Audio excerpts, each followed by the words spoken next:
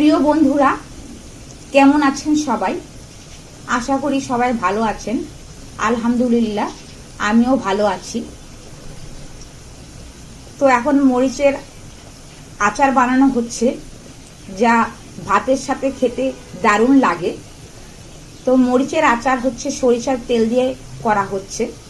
সাথে দেওয়া হয়েছে আমসত্ত্ব, রসুন, খেজুর, বাদাম এবং কিছু আমসত্ত্বও ব্যবহার করা হয়েছে।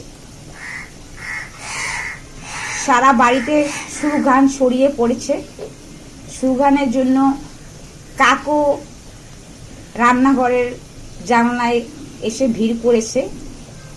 কাকদের দেওয়া হবে একটু পরই ভাত, আলু এবং অন্যান্য খাবার। মুরগির মাংসের চামড়া দেওয়া হবে, তো কাকেরা খাবে। যাই হোক, তো আচার হচ্ছে, দেখে ভালোই লাগছে, ভাবলাম আপনাদের কাছে শেয়ার করি।